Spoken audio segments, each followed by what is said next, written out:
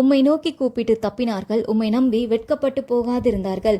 நம்ம உதவி தேவைப்படும் பொழுது, ஒரு பிரச்சனையில் நம்ம இருக்கிறோம், நம்ம இதிலிருந்து தப்பிக்கணும் அப்படின்னு சொல்லிட்டு மனிதர்கள் மீது நம்பிக்கை வைத்து மனிதர்கள் கிட்ட உதவி கேட்டால் மனிதர்கள் உதவி செய்ய யோசிக்கலாம், இல்லை செய்யாமல் கூட போகலாம். அவங்க காதலியே நம்ம கூப்பிடுதல வாங்காத மாதிரி அவங்க தப்பிச்சு ஓடிடுவாங்க.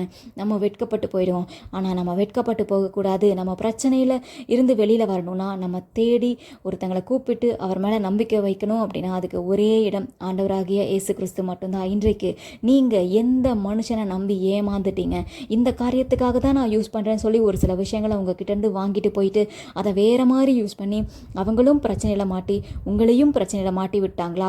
நீங்கள் இப்போ வெட்கப்பட்டு போயிடுவேனோ அப்படிங்கிற இடத்துல இருக்கிறீங்களா? இன்றைக்கு இந்த நிமிஷத்தில் கர்த்தரை நோக்கி கூப்பிடுங்கள். இப்போ தான் அவருக்கு அவைலபிளாக இருப்பார், அப்படி இல்லை அவர் எப்பயும் உங்களுக்காக ரெடியாக இருக்கார். இந்த நிமிஷம் ஆண்டவரை நோக்கி மனசுக்குள்ளேயே கேளுங்க, ஆண்டவரே இந்த பிரச்சனையில் நான் மாட்டிட்டேன், எனக்கு உதவி செய்யுங்கன்னு கேளுங்க.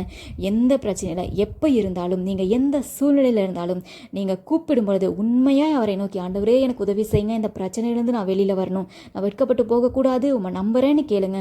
உங்களுக்கு அவர் எப்பொழுதும் உதவி செய்வார். நீங்கள் கூப்பிடும்பொழுது உதவி செய்வார். அவரை நோக்கி கூப்பிட்டு யாரும் வெட்கப்பட்டு போக முடியாது. அவர் நம்பி கூப்பிட்டா அந்த நம்பிக்கையை அவர் உடைக்க மாட்டார். அவர் கண்டிப்பாக உங்கள் நம்பிக்கையை கனப்படுத்துவார். நீங்கள் அவரை நம்புறீங்களா, அதை அவர் கனப்படுத்துவார். இந்த நிமிஷம் ஆண்டவரை நோக்கி கூப்பிடுங்க. உங்கள் பிரச்சனைகளிலிருந்து உங்களை அழகாக வெளியில் கொண்டு வருவார். அந்த பிரச்சனை வந்ததும் தெரியாது, போனதும் தெரியாது. நீங்கள் நிம்மதியாக அதுலேருந்து வெளியில் வருவீங்க. இனி அந்த மாதிரி பொல்லாத மனிதர்களை நம்பி, அந்த ஏமாத்திர மனுஷனை திரும்ப திரும்ப நம்பி ஏமாந்து போகாதபடிக்கு புத்திசாலியாய் நடந்து கொள்ளுங்கள். அந்த ஞானத்தை ஆண்டவர்கிட்ட கேளுங்க.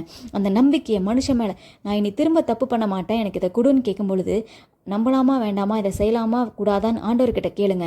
உங்கள் நம்பிக்கையை ஆண்டவர் மேலே வைங்க. ஒரு மனுஷன் வார்த்தையை நம்பி உங்கள் வாழ்க்கையை ஏமாறாதீங்க. நீங்கள் ஆண்டவரை நம்புங்கள். கர்த்தர் மேலே நம்பிக்கை வைங்க. அவரை நம்பினால் நீங்கள் வெட்கப்பட்டு போக மாட்டீங்க. அவரை நோக்கி கூப்பிடுங்கள். பிரச்சனையிலேருந்து நீங்கள் வெளியில் வருவீங்க. அவர் மேலே நம்பிக்கை வைங்க. நீங்கள் வெட்கப்பட்டு போக மாட்டீங்க. பதிலாக உங்கள் முகங்கள் பிரகாசிக்கும்.